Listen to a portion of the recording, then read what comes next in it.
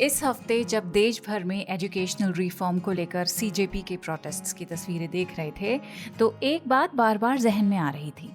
जब भी कोई मूवमेंट स्टार्ट होता है, किसी मूवमेंट की बात होती है, हम कुछ चेहरे याद रखते हैं, कुछ स्पीचेस, कुछ सोशल मीडिया पोस्ट्स, लेकिन हर मूवमेंट के पीछे हज़ारों लोग ऐसे होते हैं जिनके नाम हम कभी जान नहीं पाते हैं। जो पोस्टर्स बनाते हैं, खाना बांटते हैं, जो पानी बांटते हैं, जो एहतजाज करते हैं, अपने घर से लंबा सफ़र करके आते हैं और फिर वापस घर लौट जाते हैं। तारीख अक्सर उन्हें याद नहीं रखती, उनके चेहरे, उनके नाम याद नहीं रखती है, लेकिन हर बड़े एहतजाज के पीछे एक गुमनाम लश्कर होता है। तो सोचा आज बात गुमनाम की करेंगे। जब नाम इम्पोर्टेंट होता है तो गुमनाम होना क्या होता है, लेट्स फाइंड आउट।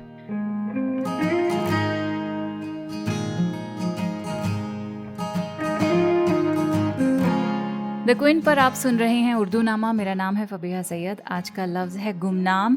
अंग्रेज़ी में इसके करीब तरीन अल्फाज हैं अनोनिमस, अननोन, नेमलेस। लेकिन उर्दू का जो गुमनाम है वो थोड़ा सा मुख्तलिफ है। गुमनाम दो वर्ड से मिलकर बनता है, गुम और नाम।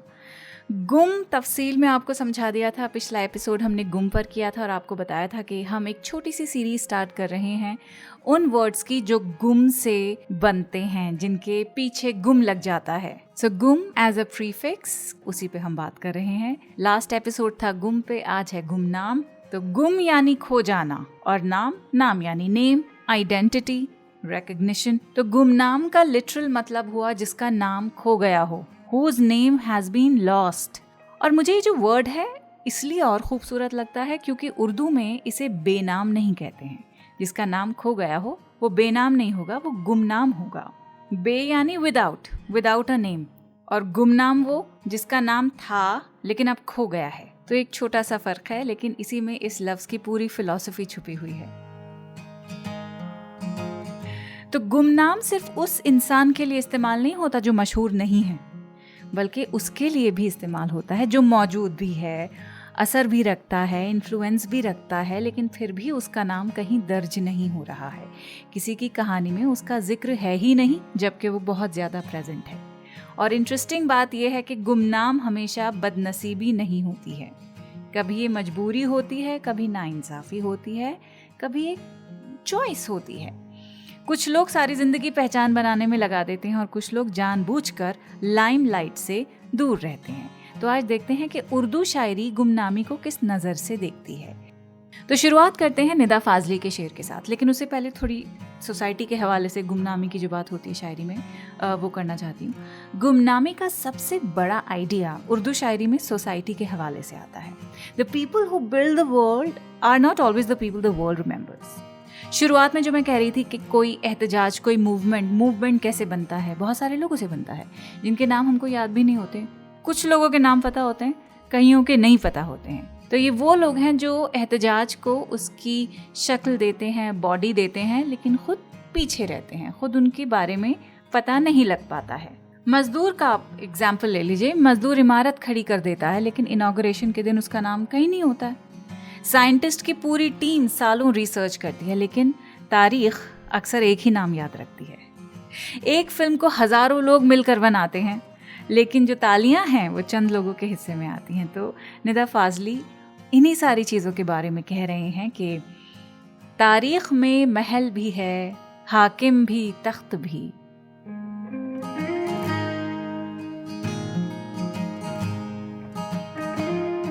तारीख में महल भी है, हाकिम भी, तख्त भी, गुमनाम जो हुए हैं वो लश्कर तलाश कर। इस शेर को समझने के लिए पहले दो वर्ड्स पर बात करनी पड़ेगी, तख्त और लश्कर।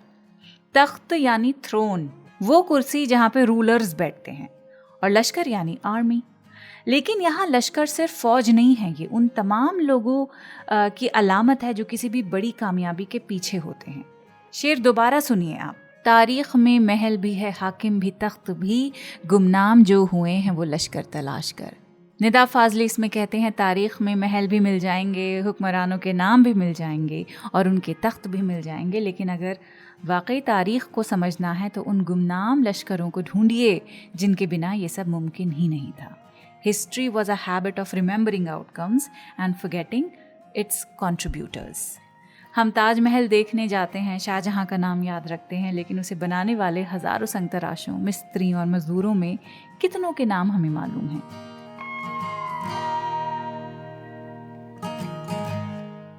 तो मुझे लगता है इसीलिए ये शेर सिर्फ हिस्ट्री की बात नहीं कर रहा, वो रिकग्निशन की बात कर रहा है। हमारी दुनिया में विजिबिलिटी और वैल्यू को अक्सर एक ही चीज़ समझ लिया जाता है। जिसका नाम दिख रहा है हम मान लेते हैं उसी ने सब कुछ किया होगा। लेकिन उर्दू का ये शेर हमें याद दिलाता है कि कंट्रीब्यूशन और रिकग्निशन हमेशा साथ साथ नहीं चलते हैं, और शायद यही गुमनामी का सबसे गहरा मतलब है। अब आते हैं कतील शिफाई के इस शेर पर।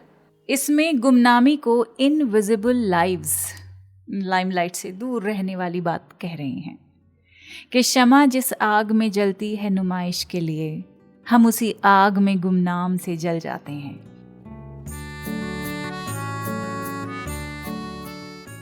शमा यानी कैंडल और नुमाइश यानी डिस्प्ले, स्पेक्टिकल, बीइंग सीन।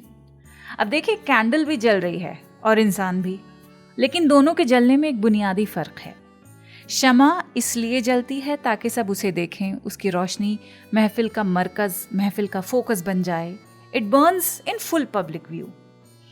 लेकिन शायर कहता है हम भी इसी आग में जलते हैं, हम भी सैक्रिफाइसेस करते हैं, हार्ट ब्रेक से गुजरते हैं, मेहनत करते हैं, किसी चीज़ के लिए खुद को एकदम खपा देते हैं, लेकिन हमारा जलना किसी नुमाइश का हिस्सा नहीं बन पाता है। कोई तालियां नहीं बजाता है, कोई नोटिस भी नहीं करता है कि हम किस पहाड़ के तले दबे हुए हैं। और मुझे लगता है यहाँ जलना सिर्फ दुख उठाना नहीं है, it's a metaphor for everything that costs us something. Love, ambition, responsibility, grief, even growing up. तो कतील शिफाई एक बहुत सिंपल ऑब्जर्वेशन करते हैं यहाँ पे, not all suffering is visible. यही एक लाइन में बात कह रहे हैं, that not all suffering is visible.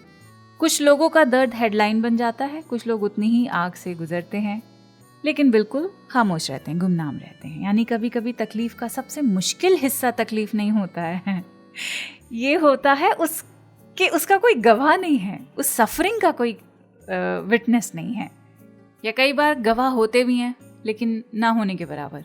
तो फिर लगता है कि किसी को क्या बताएं, क्या अपनी रुदात सुनाएं। जो हो रहा है होने दीजिए, फिर जो भी है आपके और खुदा के बीच है। शमा जिस आग में जलती है नुमाइश के लिए, हम उसी आग में गुमनाम से जल जाते हैं।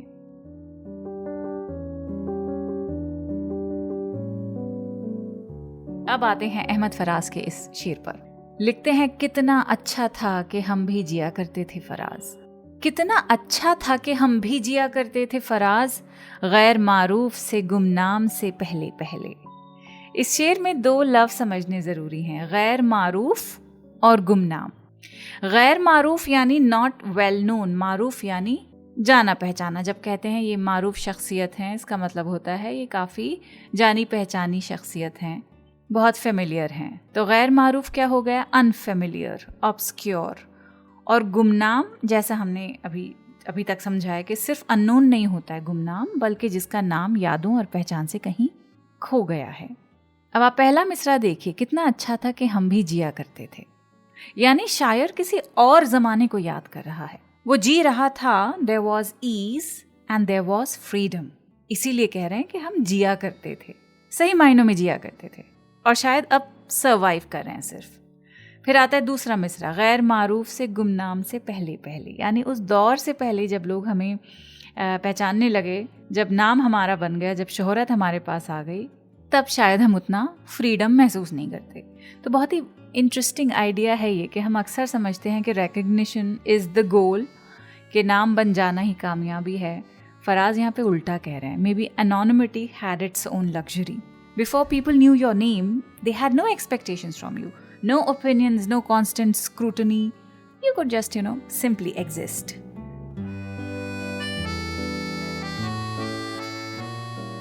तो ये शेर पढ़ के यही सवाल आता है जहन में कि क्या गुमनामी वाकई बुरी चीज़ है? फराज कहते हैं बिल्कुल भी ज़रूरी नहीं है।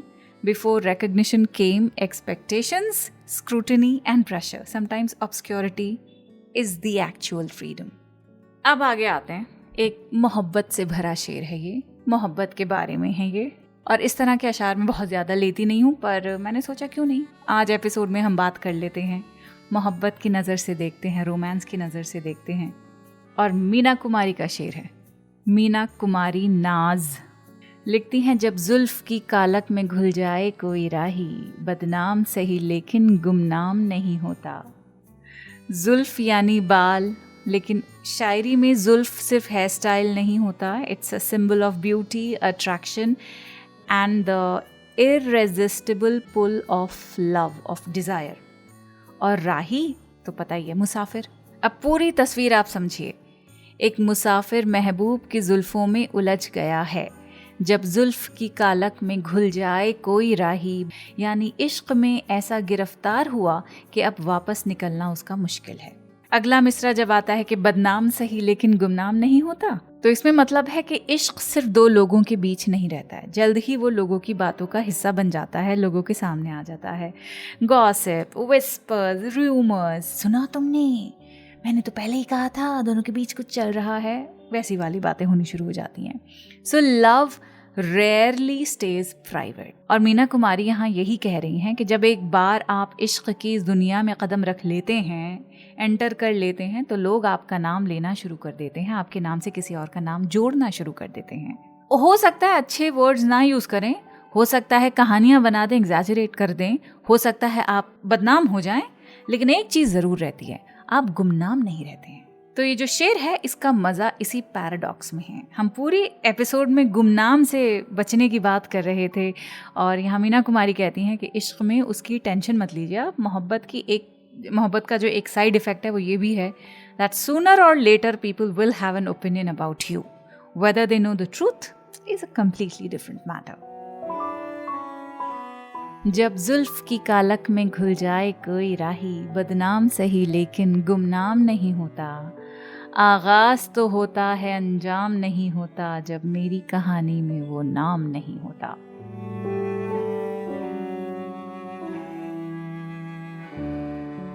तो गुमनाम सिर्फ अननोन होने का नाम नहीं है। सवाल ये है कि आपका नाम कहाँ जिंदा रहता है, तारीख में, लोगों की यादों में, या सिर्फ किसी एक इंसान के दिल में। तो अगर गुमनाम वो है जिसका नाम खो गया, गुमशुदा कौन है फिर? इसकी कहानी अगले हफ्ते। अपना ख्याल रखिए, अगले हफ्ते मिलते हैं। खुदा हाफिज।